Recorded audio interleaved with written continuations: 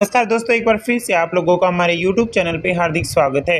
तो दोस्तों, जो महंगाई भत्ते के अंदर जो इजाफा हुआ है, सैलरी के अंदर जो इंक्रीजमेंट लगा है महंगाई भत्ते में, वो कितना बड़ा है आज हम आपको उदाहरण से समझाएंगे। महंगाई जो भत्ता है दोस्तों 17% से बढ़कर 28% तो हो गया है। इसका फ़ायदा जो केंद्रीय कर्मचारियों 48 लाख कर्मचारियों और 65 लाख पेंशनरों को मिलने वाला है। तो कैसे कैलकुलेशन के हिसाब से हम आपको ये बात बताएंगे। तो देखना, जैसे जो केंद्र सरकार के कर्मचारियों को जो डीए के अंदर 1 जुलाई से जो डीए मिलने वाला है, उसके कैलकुलेशन के अंदर क्या कुछ इंक्रीजमेंट होना है, क्या कुछ नहीं है, आज हम आपको बिल्कुल डिटेल से प्रूफ के साथ समझाएंगे। जुड़े रहिए वीडियो के अंत तक। वीडियो को कहीं भी स्किप मत कीजिएगा।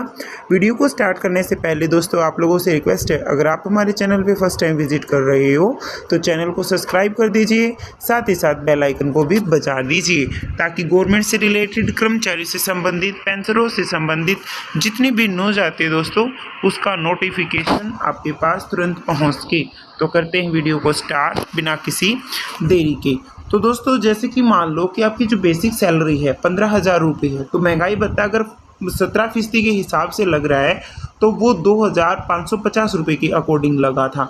लेकिन अब जो महंगाई भत्ता जो बढ़ के 28% तक हुआ है, वो 4200 रुपये हुआ है। कहने का मतलब ये हुआ दोस्तों कि जो इजाफा हुआ है 11% का जो इजाफा हुआ है, वो 15,000 रुपये, जिसकी मासिक जो सैलरी थी उसके ऊपर 1,650 रुपये का इजाफा हुआ है।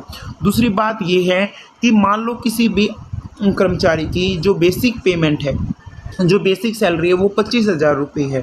अगर उसको पहले 17% के हिसाब से तो उसका जो डीए मिल रहा था वो 42,050 रुपये मिल रहा था, लेकिन 28% के अकॉर्डिंग उसका 7,000 रुपये बनता है। लेकिन अब बात आई कि इजाफा कितना हुआ, कि उसको प्रॉफिट कितना हुआ है। उसको प्रॉफिट 2,750 रुपये यानी 2,750 रुपये का इजाफा हुआ है। तो मान लो किसी भी कर्मचारी की 40,000 रुपये सैलरी है, तो उसके 17% के हिसाब से अगर हम देखें तो उसको 6800 रुपये डीए के रूप में मिलता था। अब जो 28% हमारा डीए पहुंच गया है तो 11,200 रुपये बन गया है। तो इजाफा जो इसके अंदर हुआ है वो 4400 रुपये का हुआ है दोस्तों। तो कहने का मतलब क्या हुआ, जो लंबे समय से महंगाई भत्ते का जो इंतजार कर रहे हैं कर्मचारी और पेंशनर के लिए, जो बुधवार को बड़ी राहत वाली खबर आई है। सरकार ने जो महंगाई भत्ता है यानी डीए और महंगाई राहत जो डीआर पर लगी रोक को हटा दिया है, और डीए जो 17% से बढ़कर 28% तक पहुंच गया है। फैसला 1 जुलाई 2021 से लागू होगा, यानी अब जो कर्मचारियों की जो बढ़ी हुई सैलरी आएगी वो 1 जुलाई के अकॉर्डिंग आएगी।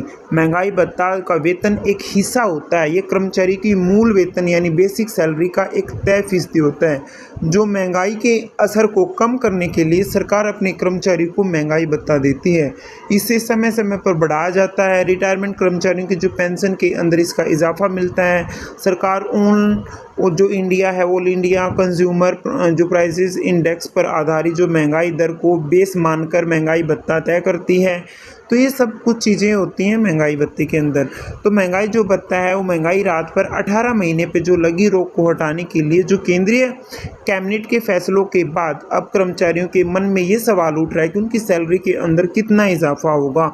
उसने जो बेसिक जो सैलरी है चेक करनी चाहिए। वित्त जो विशेषज्ञ हैं डॉक्टर रवि जो सिंह है, उसने अमर उजाला पे आके ये बात बिल्कुल क्लियर बोली है कि जो डीए बढ़ने से जो सैलरी के अंदर कितना इजाफा होगा। तो आइए हम आपको बिल्कुल उदाहरण से समझाते हैं। जैसे मैं पहले बता भी चुकी हूँ आपको, जो बेसिक सैलरी 15,000 रुपये, तो पहले उसको मिलती थी 2,550 रुपये, और 28% के अकॉर्डिंग पहुँच गया वो 4200 रुपये। जो इजाफा हुआ है यानी जो प्रॉफिट हुआ है कर्मचारी को, वो 16,050 रुपये के अकॉर्डिंग हुआ है। 25,000 है तो 17% के अकॉर्डिंग जो इजाफा था, हिसाब से अगर हम देखें तो 4250 रुपये मिलते थे और 28% थे उसको 7000 के अकॉर्डिंग मिला।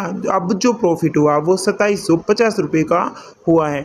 और वैसे ही अगर हम देखें 40,000 अगर किसी कर्मचारी की सैलरी है तो उसकी 17% के हिसाब से तो जो महंगाई भत्ता बनता था वो 6800 रुपये बनता था।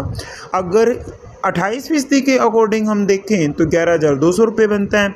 लेकिन जो प्रॉफिट हुआ है वो 4400 रुपये का हुआ है। जनवरी 2020 में जो केंद्रीय कर्मचारी का जो डीए था 4% बढ़ा था।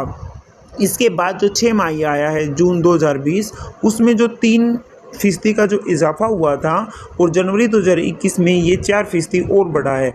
इस तरह अगर डीए का 17% से बढ़कर 28% हो गया। हालांकि सरकार ने कोरोना के चलते पिछले साल जनवरी से ही इसके रोक लगा दी थी, लेकिन इस रोक को अब हटा दिया गया है। तो दोस्तों ये लेटेस्ट अपडेट निकल के सामने आई थी, तो आई होप आप लोगों को बनाई वीडियो पसंद आई होगी। अगर ये बनाई वीडियो पसंद आई दोस्तों अपने दोस्तों के साथ ज़रूर शेयर कीजिए। मिलते हैं नेक्स्ट वीडियो में, तब तक के लिए जय हिंद जय भारत।